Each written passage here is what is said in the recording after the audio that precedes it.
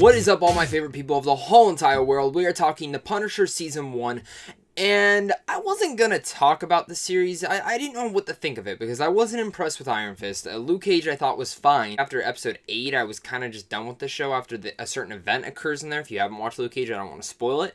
And then, of course, I also got to say the Defenders, I liked them first watch, but then rewatching it, I felt more disappointed with the show. But pretty much the last 3 things that Marvel Netflix has pushed out, I haven't been a big fan of. As you can say that I haven't really liked the last few Marvel Netflix shows particularly. Now, Punisher was coming out. I loved him in Daredevil Season 2, and I didn't know what to think of. I didn't know going in what I was going to think, and I came out of the show loving it. This is hands down one of the best Marvel Netflix shows out there right now, especially on Netflix. That is one of my favorite things about this. I think my favorite thing about this is that my one complaint with every single show on Netflix right now with the Marvel is that I always feel like they always have 13 episodes and they can never hit that 13 episodes. It always feels like the story should have ended 3 episodes before, and it should have just been a 10-episode arc.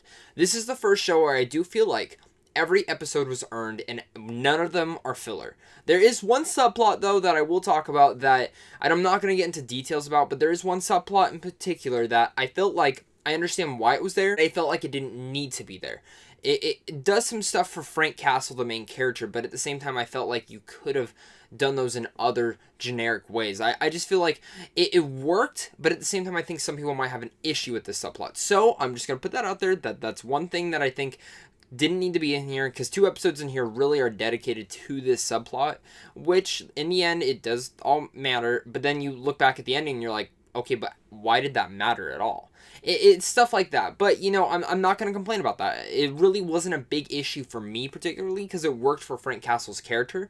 But, like I said, some other people might have an issue with that. And this show's brilliant. From the main acting in here, Jon Bernthal as the Punisher is the definitive Punisher. He owns the role of Frank Castle. You believe in it every single step of the way. And you also believe in it because of the way he moves, the way he fights. He screams, he yells, and you believe that this dude is just angry at the world.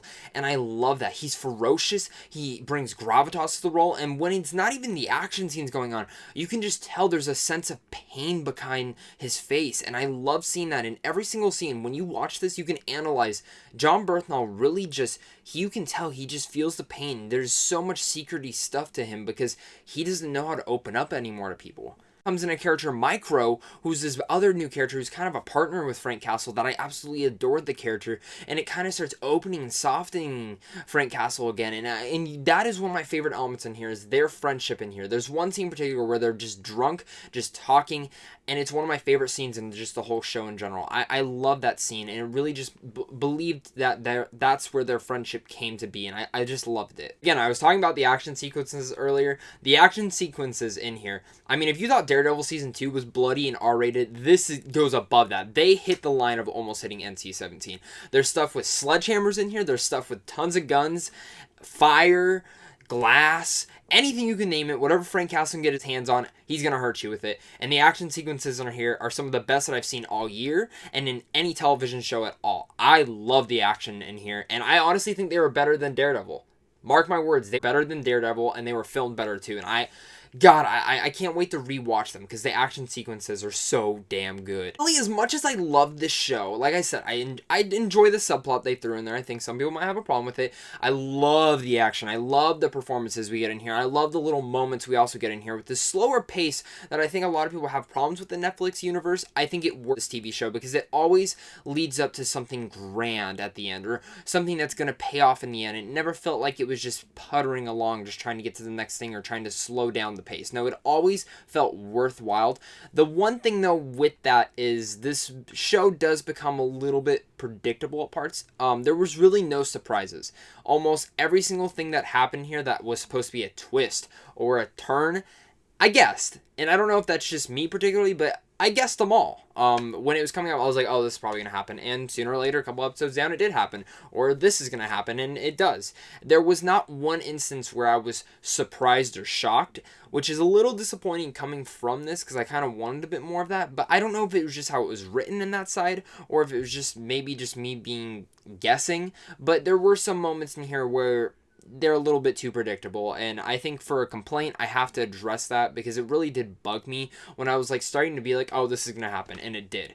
And it was just kind of cliche stuff happening as well. That's what really just made the show not perfect. But I mean, that's such a small nitpick for such an awesome show. This is easily my favorite Marvel Netflix show. Now, yes, I said it's better than Daredevil. It's like right there tied with Daredevil. I'm not joking. Like, they're side by side. They're both fantastic, but The Punisher really takes it away from me with the action, the pacing all working, them taking each and every episode and using it to its full potential.